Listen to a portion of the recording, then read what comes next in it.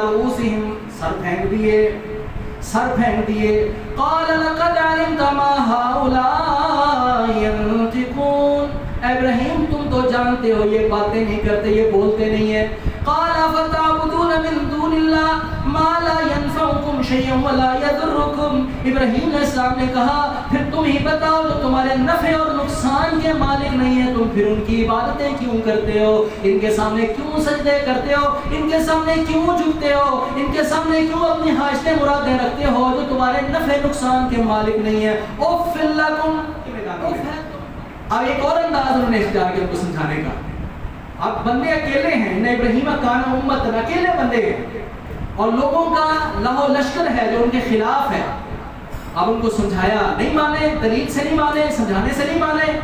وہ اپنی عید پڑھنے کے لیے گئے، پیچھے سے ابراہیم علیہ السلام نے کلاڑا پکڑا اور سب کو جو ہے وہ کاٹ دیا. کسی کا بازو نہیں ہے، کسی کی ٹانگ نہیں ہے، کسی کا پاؤں نہیں ہے.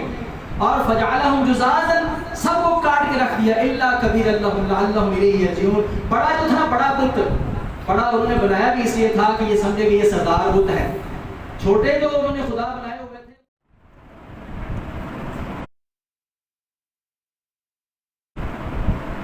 السلام علیکم ورحمۃ اللہ وبرکاتہ. ان الحمد للہ نحمده ونستعینه ونستغفره ونعوذ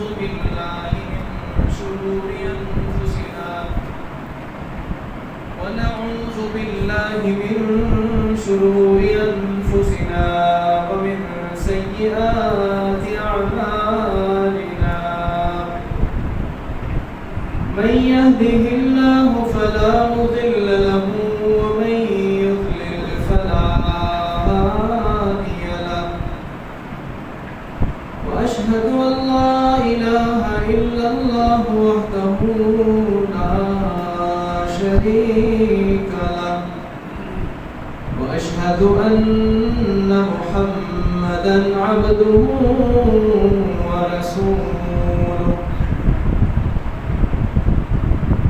أعوذ بالله من الشيطان الرجيم. بسم الله الرحمن الرحيم. يا أيها الذين آمنوا اتقوا الله حق تقاته ولا تموتن إلا وأنتم مسلمون. يا أيها الذين آمنوا اتقوا الله وقولوا قولا سديدا يصلح لكم أعمالكم ويغفر لكم ذنوبكم ومن يطع الله ورسوله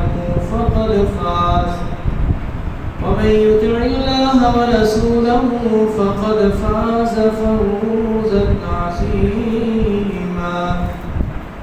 بسم الله الرحمن الرحيم. يا أيها الناس اتقوا ربكم الذي خلقكم من نفس واحدة وخلق منها زوجها وبث منهما رجالا كثيرا ونساء. واتقوا الله الذي تساءلون به والأرحام إن الله كان عليكم رقيبا. أما بعد فإن خير الحديث كتاب الله وخير الهدي هدي محمد صلى الله عليه وسلم وشر الأمور محدثاتها وكل محدثة بدعة وكل بدعة ضلالة وكل ضلالة في النار. أعوذ بالله من الشيطان الرجيم. بسم الله الرحمن الرحيم.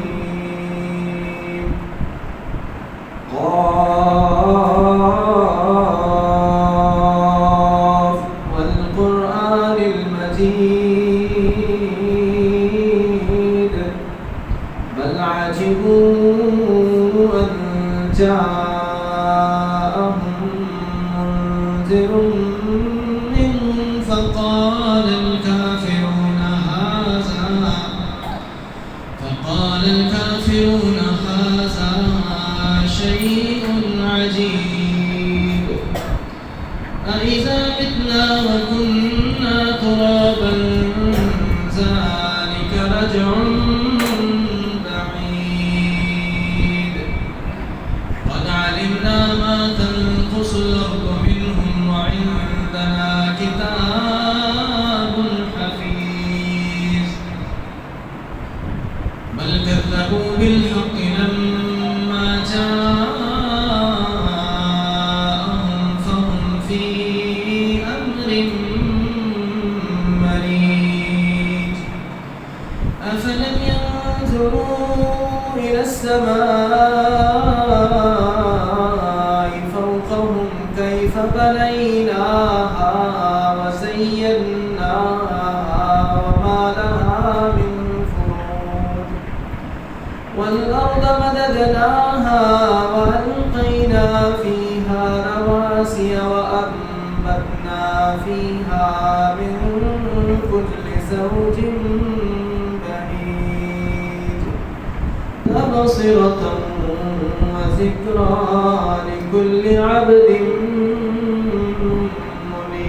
منيب فقد قال الله تبارك وتعالى في مقام آخر وإذ قال إبراهيم لأبيه آذر أتتخذ أصناما آلهة إني أراك وقومك في ضلال مبين وكذلك نري إبراهيم ملكوت السماوات والأرض وليكون من الموقنين فلما جن عليه الليل رأى كوكبا قال هذا ربي فلما أفل قال لا أحب الآفلين صدق الله العظيم وصدق رسوله النبي الكريم ونحن على ذلك من الشاهدين والشاكرين والحمد لله رب العالمين اللہ کی حمد و ثنا کے بعد ان گنت لا تعداد و بے شمار درود و سلام ہوں سید کائنات سرور کونین احمد مجتبی حضرت محمد مصطفیٰ صلی اللہ علیہ وسلم کی ذات اقدس پر اللہ کی کروڑوں اربوں خربوں رحمتیں ہوں صحابہ کرام پر تابعین تبع تابعین پر ائمہ کرام پر محدثین اعظام اولیاء الرحمن پر اور قرآن و سنت کے تمام ماننے والوں پر اللہ ہم سب کو اس قافلہ حق کے ساتھ شامل فرمائے اور ہم سب کا حشر قیامت والے دن ان کے ساتھ فرمائے اور جنت میں داخلہ ان کے ساتھ ہم سب کو توفیق عطا فرمائے. برادران اسلام، گزشتہ ایک دو جمعوں سے میں آپ کے سامنے توحید کی آیات سنا رہا ہوں اور مسلمانوں کی خوشی کا موقع عید الاضحیٰ قریب ہے. اللہ کے فضل و کرم سے اللہ ہم سب کو یہ خوشی پانے کی توفیق نصیب فرمائے، ہم سب کے نصیب میں یہ خوشیاں نصیب فرمائے. جہاں یہ خوشی کا دن ہے وہاں اس کے ساتھ ساتھ اس کے اندر بڑا گہرا اور بڑا پر اثر درس ہے جو توحید کا درس ہے.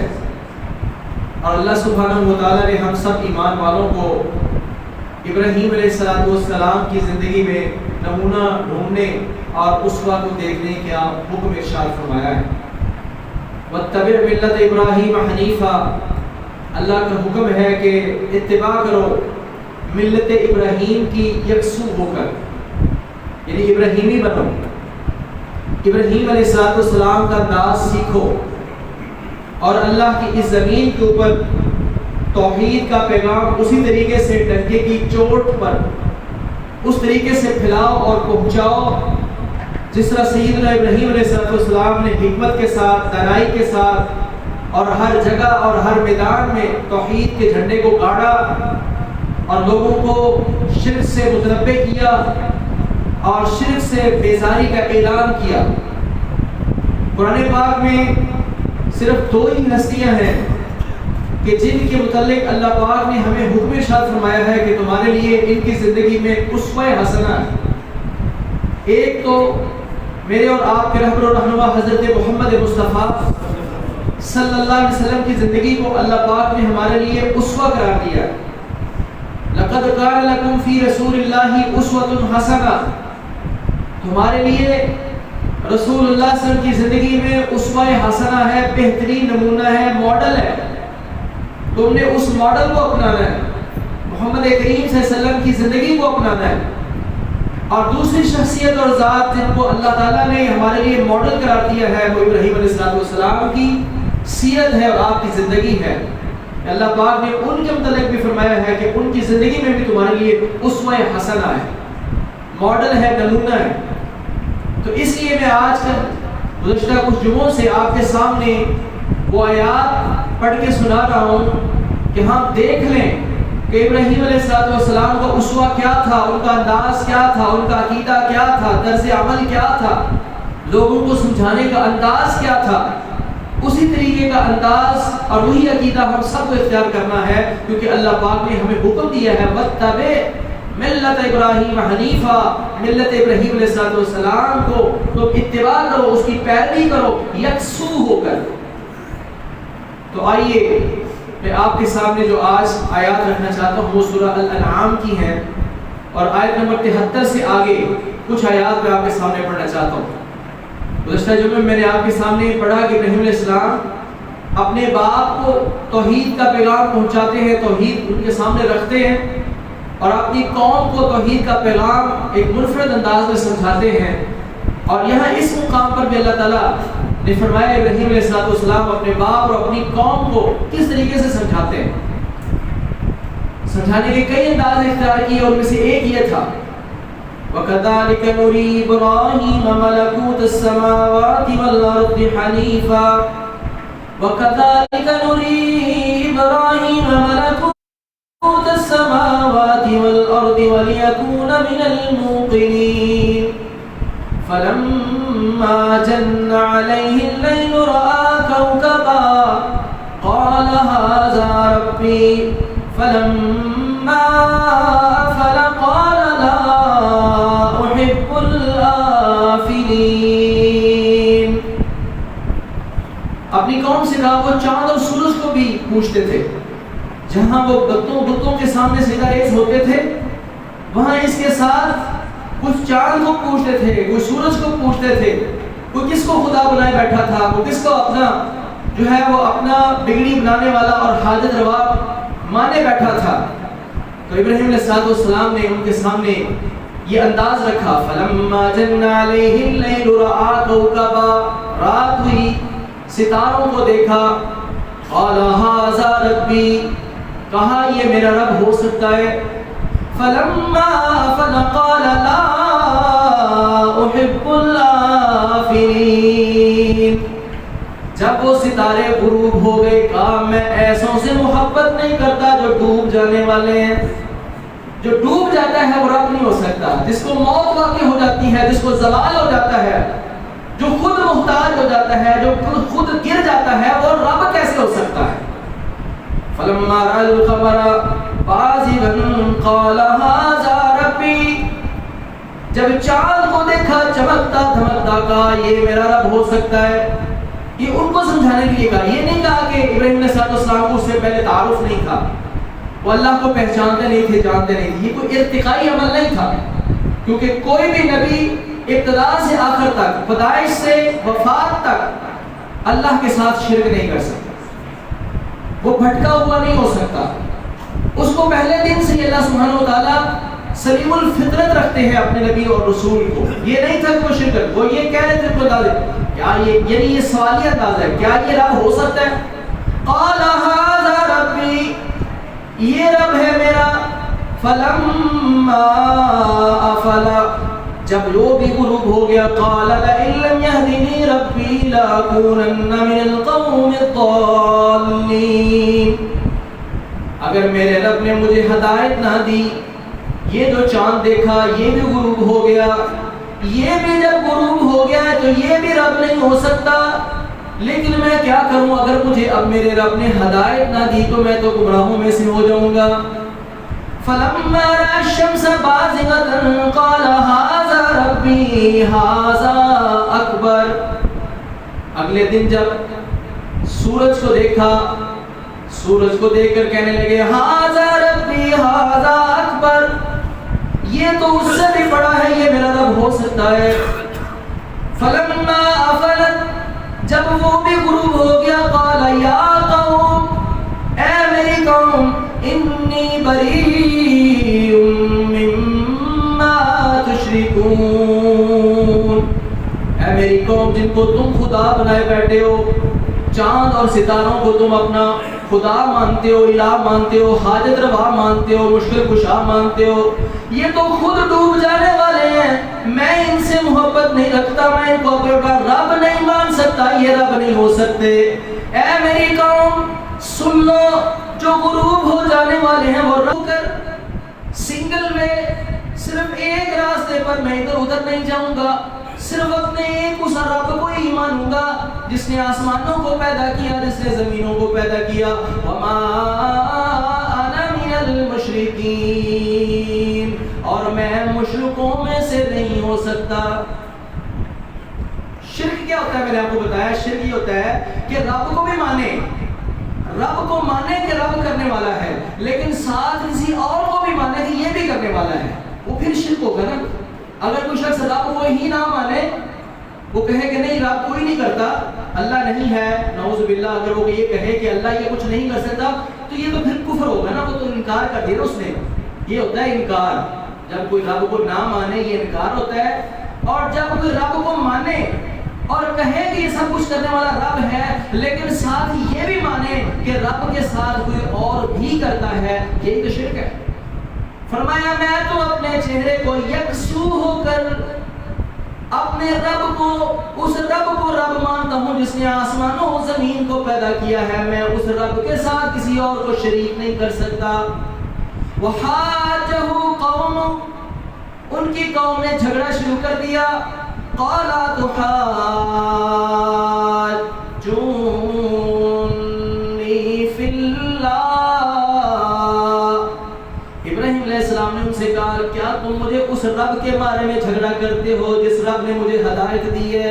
ولا اخاف ما تشركون به الا ان يشاء ربی شیئا، میں نہیں ڈرتا، نہیں میں ڈرتا بے خوف۔ یہ انبیاء کا انداز ہے، اللہ پاک فرماتے ہیں تمہیں اس طرح سے نہ ڈر اور بے خوف ہونا چاہیے توحید کے انداز میں۔ ولا اخاف ما تشركون بی، جن کو تم شریک بنائے بیٹھے ہو میں تمہارے ان بتوں سے نہیں ڈرتا، تمہارے ان شرکوں سے نہیں ڈرتا۔ کوئی بندہ اگر اللہ کو رب مانتا ہو، کارساز مانتا ہو، حاجت روا مانتا ہو، مشکل کشا مانتا ہو، ہر چیز کا مالک اللہ کو مانتا ہو، لیکن ساتھ اندر اندر ڈرے کہ شاید واقعی شاید ہو سکتا ہے کہ وہ میری ٹانگ توڑی دے، ہو سکتا ہے کہ میں اگر ایسا کروں، یہ عقیدہ ہے اس کا اللہ پر، عقیدہ اس کا اللہ پر ہے، لیکن کچا ہے، اندر اندر سے ڈرتا ہے کہ ایسے لوگ کہتے ہیں پہلے کہ ایسے کریے تو بچہ کا دودھ سک جاتا ہے، ایسے کریے تو بچے ہی مر جاتی ہیں، ایسے کریے تو کاروبار ہی بند ہو جاتا ہے، کہتے میرا ہو ہی نہ جائے۔ ولا اخاف ما تشركون به، میں نہیں ڈرتا جن کو تم شریک بناتے ہو، میں ان سے کچھ نہیں ڈرتا، میرا عقیدہ ہے کہ سب کچھ کرنے والی ذات اللہ کی ہے، میں ان سے نہیں ڈرتا۔ اور پھر میں کیسے ڈر سکتا ہوں؟ وَكَيْفَ أَخَافُ مَا أَشْرَكْتُمْ بِهِ، میں ان سے کیسے ڈروں جن کو تم نے شریک بنایا ہوا ہے، تمہارے ان بتوں سے میں کیسے ڈروں؟ وَلَا تَخَافُونَ أَنَّكُمْ أَشْرَكْتُمْ بِاللَّهِ، تم شرک کرتے ہوئے رب سے نہیں ڈرتے تو میں تمہارے بتوں سے کیسے ڈر سکتا ہوں؟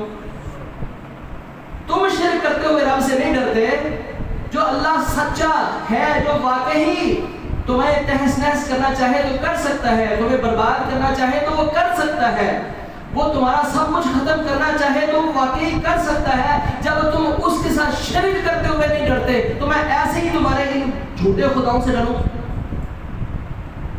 اس بات کو سمجھنے کی ضرورت ہے. جب آپ حق پر ہیں تو پھر ڈنکے کی چوٹ پر آپ کو حق کا اعلان کرنا چاہیے. پھر کھوکھلے نہیں رہنا چاہیے, کمزور نہیں رہنا چاہیے, ڈرنا نہیں چاہیے, بلکہ ڈنکے کی چوٹ پر کہنا چاہیے جب تم اپنے باطل کو کرتے ہوئے نہیں ڈرتے تو مجھے اپنا حق کرنے ہوئے کون سا ڈر ہے. یہ صرف آپ اس سے تھوڑا سا نکلے, میں اس کو تھوڑا سا وسیع کرنا چاہوں گا, اس بات کو تھوڑا سا پھیلانا چاہوں گا. اس شرک سے ہٹ کر بھی جب لوگ بدعات اور خرافات کرتے ہوئے ان کو شرم نہیں آتی تو آپ کو سنت اپناتے ہوئے کیوں شرم آتی ہے؟ لوگ جب بدعتیں کرتے ہیں, شرک کرتے ہیں, بدعتیں کرتے ہیں, خرافات کرتے ہیں, ان کو شرک کرتے ہوئے شرم نہیں آتی, ان کو بدعتیں کرتے ہوئے شرم نہیں آتی, ان کو خرافات کرتے ہوئے شرم نہیں آتی, تو آپ کو ایسے ہی خام سنت پر عمل کرتے ہوئے شرم آ جاتی. سمجھے میری بات؟ کتنی ہی سنتیں ایسی ہیں, نبی پاک صلی اللہ علیہ وسلم کے ارشادات ایسے ہیں کہ ہم چھوڑ دیتے ہیں یا چھپا لیتے ہیں, چپ ہو جاتے ہیں, کنارہ کشی کر لیتے ہیں, کبھی معاشرے کے ڈر سے. یار اتنے سارے لوگ بیٹھے نے, تین سارے سامنے اگر میں صحیح گل کراں گا, سنت کے مطابق کراں گا, سارے میرے کی کہیں گے, وہ بھائی کیوں ڈرتے ہو؟ وہ غلط کرتے ہوئے نہیں ڈرتا, آپ صحیح کرتے ہوئے ڈر رہے. یہ ابراہیم علیہ السلام نے کہا وَكَيْفَ أَخَافُ مَا أَشْرَكْتُمْ بِهِ وَلَا تَخَافُونَ أَنَّكُمْ أَشْرَكْتُمْ بِاللَّهِ. تم شرک کرتے ہوئے اللہ سے نہیں ڈرتے تو میں تمہارے خداؤں سے کیسے ڈر سکتا ہوں؟ لہذا لوگوں کو غلط کرتے ہوئے شرم نہیں آتی, آپ کو صحیح کرتے ہوئے شرم نہیں آنی چاہیے. یہ بات سمجھیں. آپ شلوار رفنوں سے اوپر رکھتے ہیں, مت شرمائیں. آپ دائیں آسے کھاتے ہیں, مت شرمائیں. آپ سنت کے مطابق عمل کرتے ہیں, مت شرمائیں. یہ چھوٹے نوجوان بچوں کو بھی یہ بڑے احساس کمتری کا شکار ہو جاتے ہیں. آج شیطان کا لاہو لشکر بڑا غالب ہے. اسکولوں کالجوں کے اندر جو ہے وہ ویسٹرن کلچر جو ہے وہ آ رہا ہے, اور ہمارے بچے پریشان ہو جاتے ہیں جن کو ہم نے دین سکھایا ہوتا ہے, دین کی بات سکھائی ہوتی ہے, وہ سنت کے مطابق چل رہے ہوتے ہیں, وہ وہاں جا کے جو ہے وہ اتنی زیادہ کثیر تعداد میں سب غلط کر رہے ہوتے ہیں. بچے گھر میں آ کے بڑے کنفیوز ہوتے ہیں, پریشان ہوتے ہیں, آ کے کہتے ہیں کہ ہم کیا کریں, وہ سارے تو ایسا کر رہے ہیں, اگر ہم صحیح کریں گے تو وہ سارے ہمیں جو ہے وہ طاقہ دیتے ہیں. بچوں کو ہمت دیں, حوصلہ دیں. بچے بھی جو بیٹھے ہیں وہ بھی سمجھیں کہ جب آپ حق پر ہیں تو شرمائیں نہ, بلکہ کہیں یہ حق ہے, تم غلط کر رہے ہو, میں تو صحیح پر ہوں.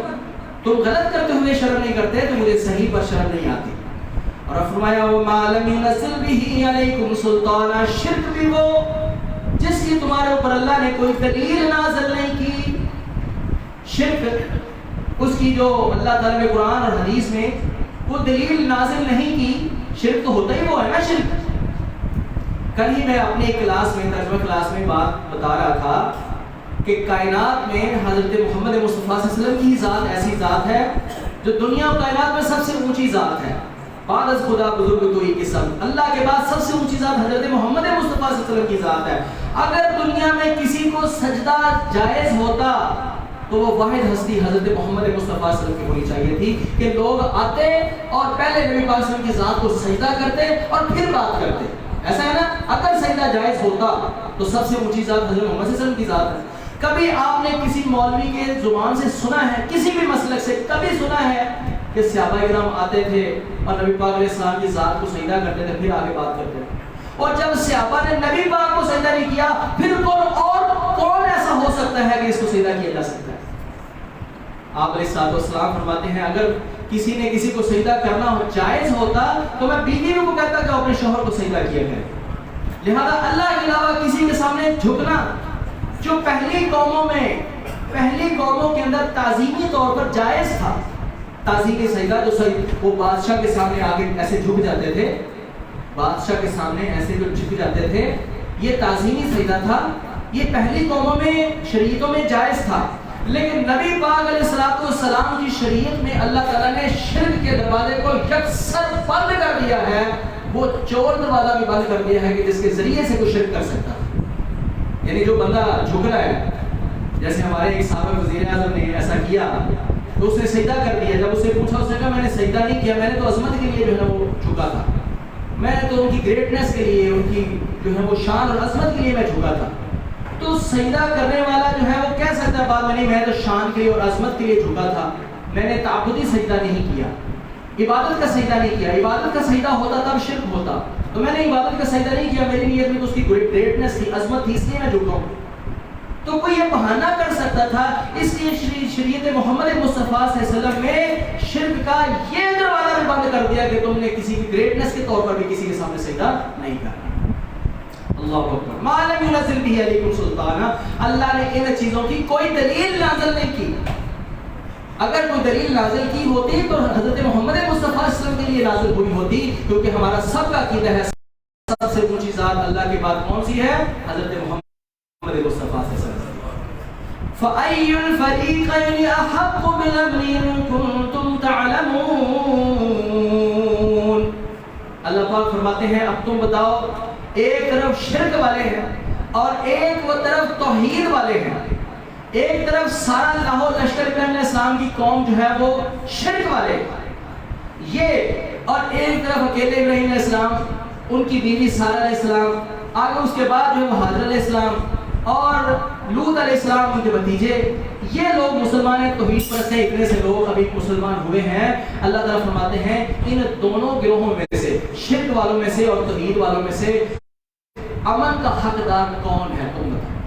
فَأَيُّ الْفَرِيقَيْنِ أَحَقُّ بِالْأَمْنِ, ان دونوں گروہوں میں سے امن کا حقدار سب سے زیادہ کون ہے؟ ان کنتم تعلمون, اگر تم جانتے ہو. کون حقدار ہے؟ کون حقدار ہے؟ توحید والا. اللہ تعالیٰ نے ابراہیم علیہ السلام کو بچایا, لوط علیہ السلام کو بچایا اور ان کے خاندان کو بچا لیا, اور باقیوں کو اللہ تعالیٰ نے تباہ و برباد کیا. تو اللہ پاک فرماتے ہیں امن ان کے لیے ہے جو توحید کے پرستار ہیں. جو شرک کریں گے ان کے لیے تباہی ہے, بربادی ہے, اور وہ بربادی اور تباہی مختلف انداز میں آئے گی. وہ ضروری نہیں ہے کہ اسی طریقے سے آئے جس طرح پہلی قوموں پر آئی تھی. کسی پر پتھر برسے, کسی کے اوپر دھماکہ ہوا, کوئی پانی کے اندر غرق کر دیے گئے, وہ کسی طریقے سے مار دیے گئے, وہ کسی طریقے سے مار دیے گئے. ضروری نہیں کہ عذاب ایک ہی جیسا آئے, عذابوں کی نوعیت ڈفرنٹ ہو سکتی ہے, لیکن جو قوم شرک کرتی ہے اس کا مقدر ہے تباہی اور بربادی اور بحران اور آپس میں قتل و غارت اور ایک دوسرے کو مارنا اور افراتفری, انتشار اور فساد. ایسی قوم کا مقدر ہے جس قوم کے اندر شرک پایا جاتا ہو اور جس قوم کے اندر توحید پائی جاتی ہو. اللہ پاک فرماتے ہیں یہ امن ہے, امن والے ہیں, یہ امن کے سب سے زیادہ حقدار ہیں. کیوں؟ اللہ تعالیٰ فرماتے ہیں الذین آمنوا ولم یلبسوا ایمانہم بظلم, الذین آمنوا ولم یلبسوا ایمانہم بظلم اولئک لہم الامن. وہ لوگ جو ایمان لائے اور ایمان لانے کے بعد اپنے ایمان میں انہوں نے ظلم کی آمیزش نہیں کی. ایمان لائے اور ایمان لانے کے بعد انہوں نے ظلم کی آمیزش نہیں کی. اولئک لہم الامن, یہی وہ خوش نصیب ہیں جن کو اللہ امن نصیب کریں گے. جب یہ آیت نازل ہوئی نا, صحابہ پریشان ہو گئے کہ اللہ کے رسول صلی اللہ علیہ وسلم ظلم سے مراد ظلم زیادتی ہے, گناہ ہے, تو کون بندہ ایسا ہے کہ جس سے گناہ نہیں ہو سکتا؟ تو ہم ایمان لے آئے ہیں, تو اگر ہم سے کوئی گناہ اور زیادتی ہو گئی, ظلم ہو گیا, تو پھر ہمارا امن اٹھ جائے گا. پریشان ہو گئے صحابہ کرام. رسول اللہ صلی اللہ علیہ وسلم نے فرمایا کہ نہیں, یہاں ظلم سے مراد شرک ہے, یہاں ظلم سے مراد شرک ہے.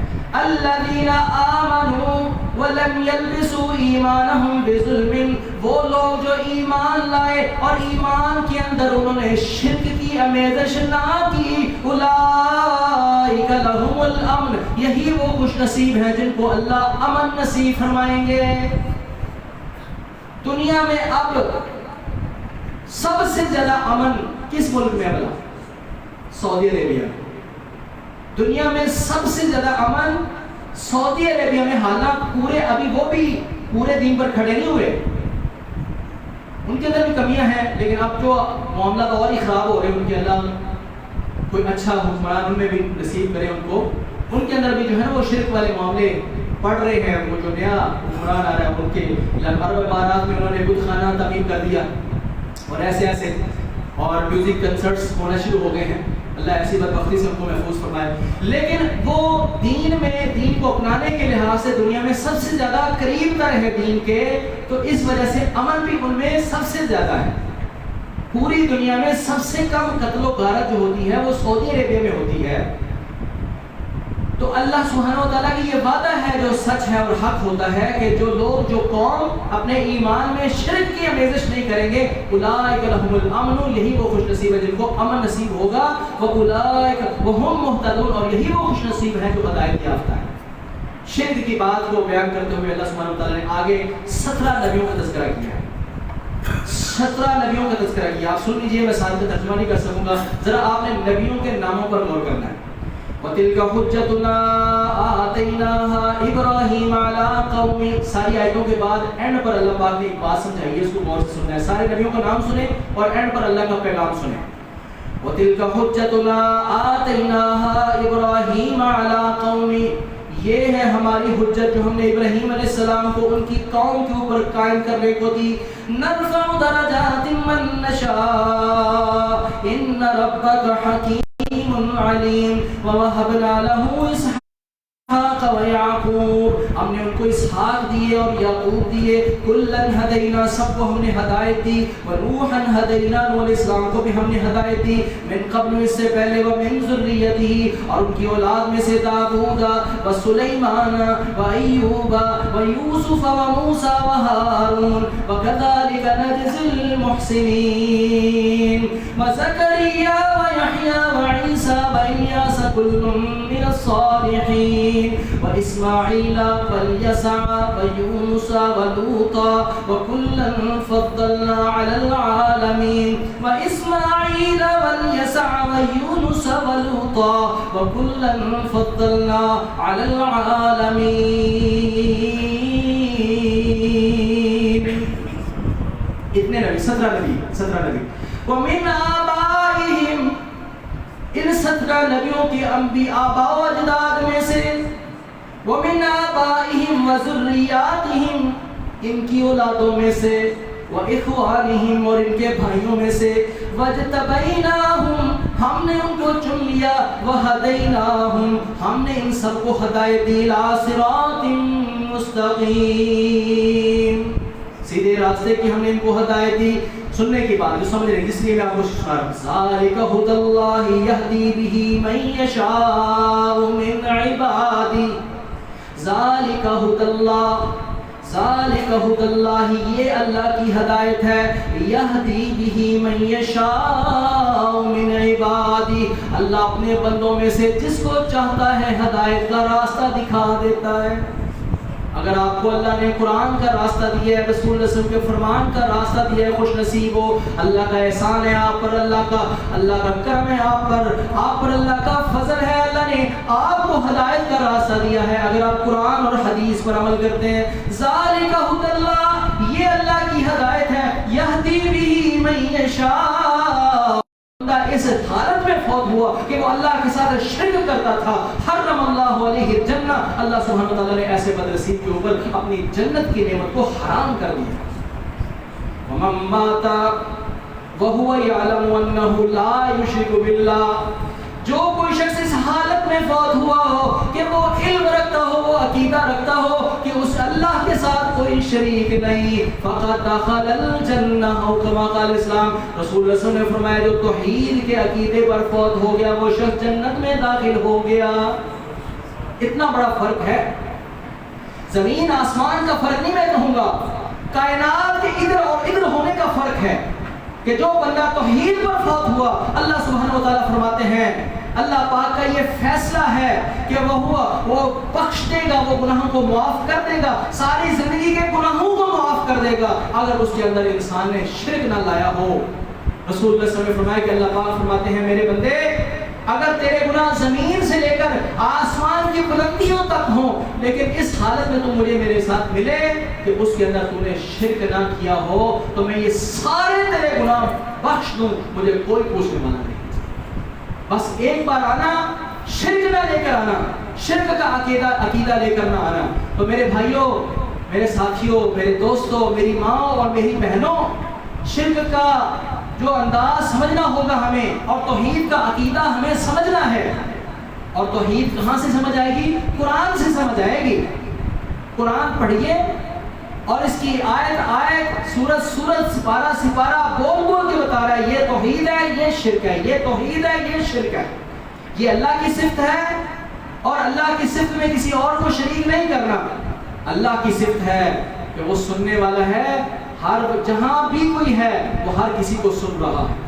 اگر کوئی شخص عقیدہ رکھے کوئی اور بھی ذاتیں ایسی ہیں کہ میں یہاں سے ان کو آواز دوں تو وہ میری سن لیتا ہے، یہ اللہ کی صفت میں شرک کر رہا ہے.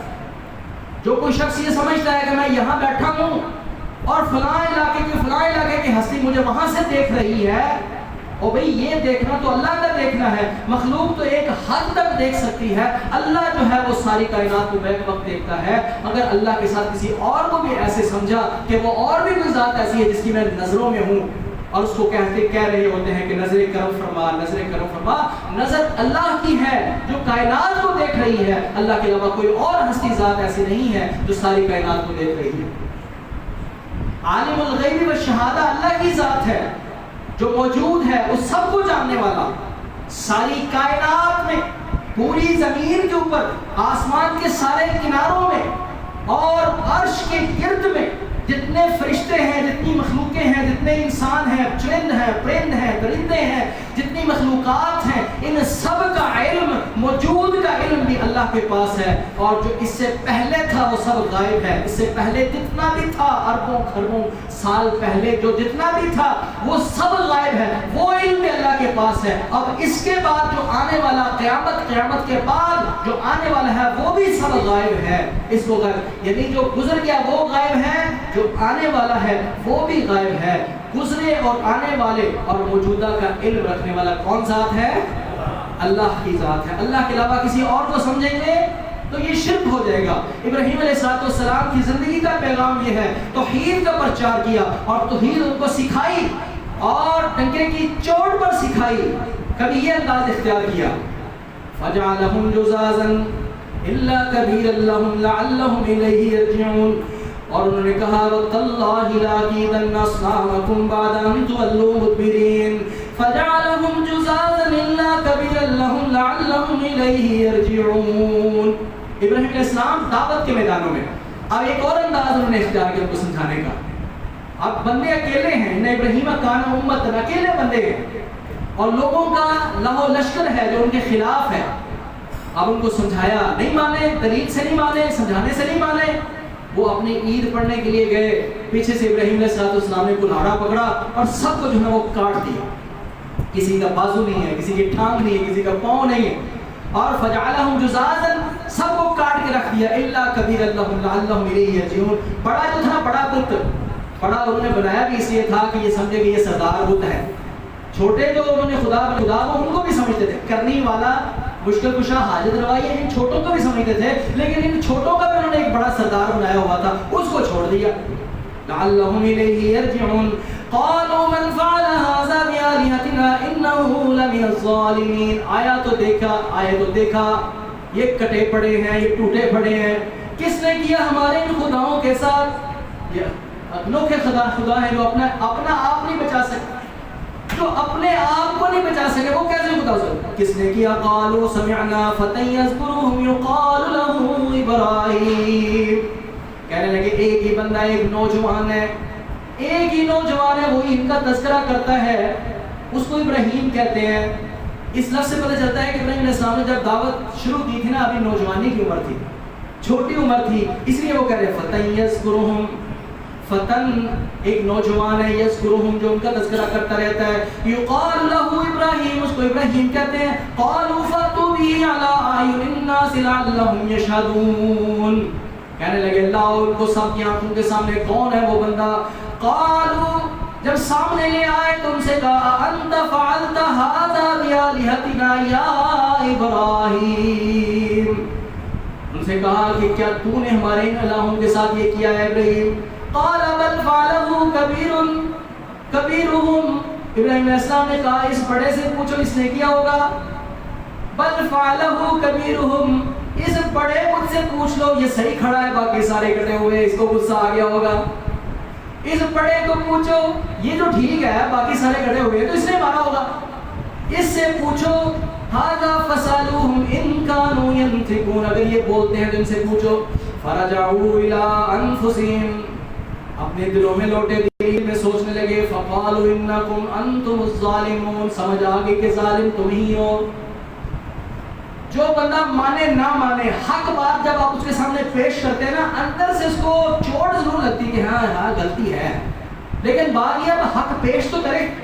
جب آپ حق پیش کرتے ہیں نا تو پریشان نہ ہوا کریں کہ وہ تو مانا ہی نہیں، بولتے اس نے کون سا ماننا ہے. نہیں، حق پیش کرو. حق پیش جب آپ کرتے ہیں تو اندر سے آواز آتی ہے کہ یہ بات ٹھیک ہے، وہ مانے نہ مانے. نبی محمد کریم صلی اللہ علیہ وسلم نے جب اپنا اسلام پیش کیا تو وہ پہچان چکے تھے، اللہ پاک فرماتے ہیں ایسے پہچان چکے تھے نبی پاک کو جیسے اپنے بیٹوں کو پہچانتے تھے. پہچان یہ بھی گئے ثم نکسوا علی ہوئے تھے رؤوسہم، سر پھینک دیے. قال لقد علمت ما هؤلاء ينطقون، ابراہیم تم تو جانتے ہو یہ باتیں نہیں کرتے، یہ بولتے نہیں ہیں.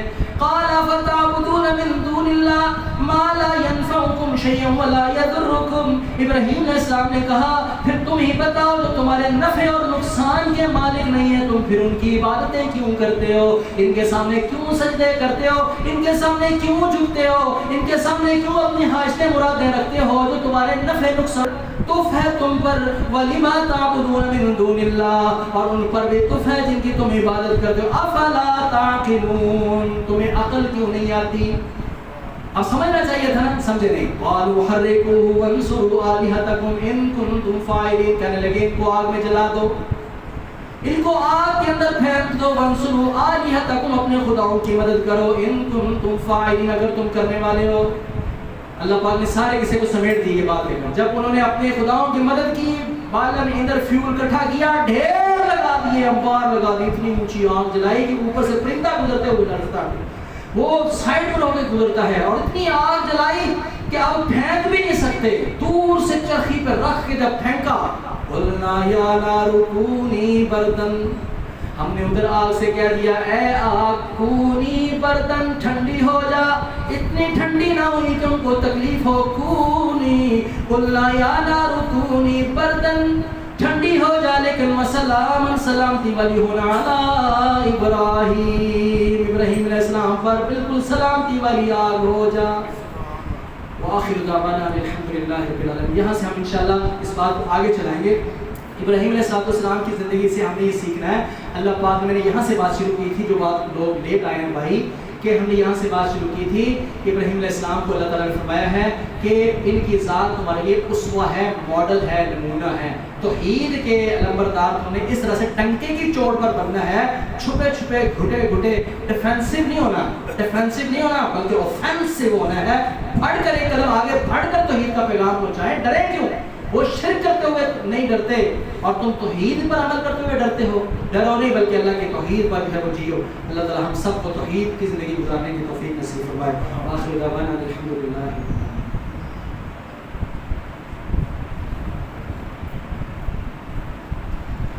إن الحمد لله نحمده ونستعينه ونستغفره ونعوذ بالله من شرور أنفسنا ومن سيئات أعمالنا.